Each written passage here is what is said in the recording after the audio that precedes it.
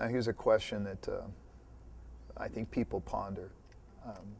They use the word, God has let this happen to you. That he has let this take place. Yeah. And what they're saying is, well, he didn't cause it, but he let it, and in letting it, he's caused it.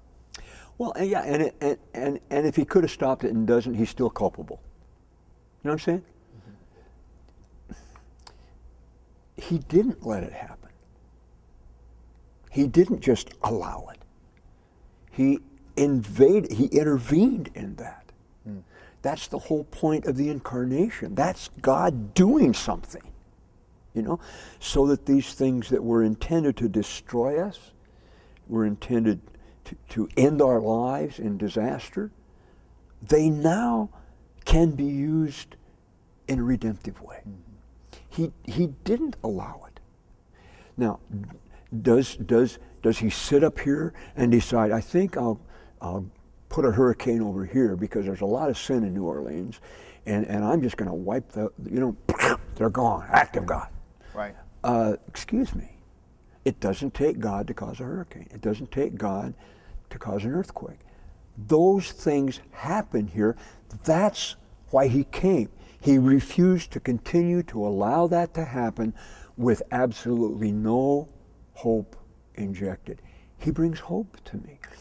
But he doesn't override the consequences of my choices. When he gave me the freedom to choose, that was a real gift. That's not a tentative gift. He didn't say, I'll give you the freedom to choose good stuff. He said, I'll give you the freedom to choose. That's a godlike quality. And he said to Adam, and I'll give you dominion. Well, that means your choices will dominate creation. Whatever you choose, that dominates. Our choices are not just casual. Our choices are actual, and the consequences of our choices are real. This is not a game on a board that God is playing. And he will not override that because he gave that. He gave something of himself to us in that. And so what he does is bring the eternal option of life. I understand sovereignty in terms of redemptive option. No matter what I choose, how devastating that may be, at every point, he gives me a divine option for life. Every bad choice optionalizes more bad choices. So if you make one, you'll probably make 10. But every choice you make also brings the option of a right choice, of a redemptive choice. You will never choose beyond God's ability to bring a redemptive option to you. And so, you know, why did he didn't allow it. He came. He intervened. He's here. He refused to allow it. So now, make the right choice. Take the option that he's bringing to you. You can become bitter and angry and blame him. That's a wrong option. That will take you into destruction. Or you can understand that's why he came. He came to show me how to deal with my grief, to give me an understanding of who. That's why he's here. I can make the right option. And that will bring me into life, freedom now, and life eternal. So, you know, that's where I go. Yeah, there's this conversation takes me two directions. One, it takes me the direction of we really make light of sin, and we want to blame God, and we don't want to recognize the destruction that sin has brought. Wow. Yeah. And we want to think, well, our sin is not that big a deal. When in reality, it's the sin of this planet, that the planet's falling apart, that there's, like you said, new diseases constantly. All this is taking place because of the destruction of sin. And when we see that destruction, we want to blame God. Yeah. And also, we have to make a choice.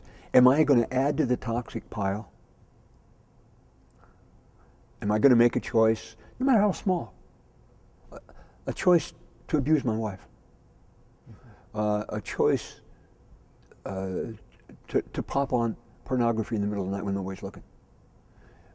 Choices. What we're doing, we need to understand, what we're doing is we're adding to the toxicity of a fallen world. And that does, in fact, increase its deadly effect, no matter how minor our choices. So I have to decide, what am I going to feed? Am I going to feed death or am I going to feed life?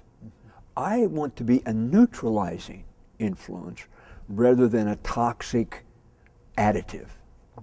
And that's always our choice. And we mustn't underestimate. And when I sin, when I do something stupid or that's why the Holy Spirit says, don't do that. Don't do that. And I can then say, you're right. I'm sorry I did that.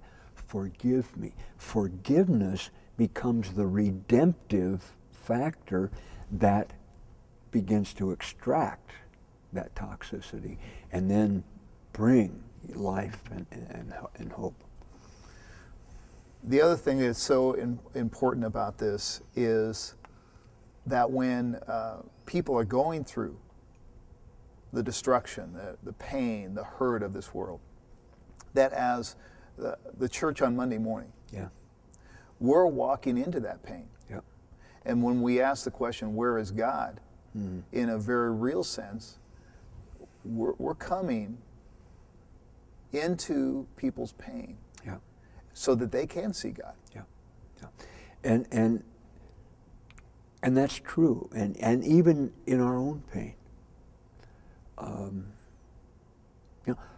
how do we live with God in pain? How do we do that? What's our model? And that's so important, that there's an alternative to bitterness. There's an alternative to anger. There's an alternative to just giving up. But they're not going to come into the church. You don't get that in a sermon. I mean, you get that idea in a sermon, but people understand that when their friend, when their life falls apart, and their friend is able to walk through that in the presence of God, then they understand that. Sure. They've seen something. The Word has really become flesh, and that's a difference that God makes. Wow, that's important, and it's that presence that's so dramatically important. That's what Open for Business is all about. Exactly.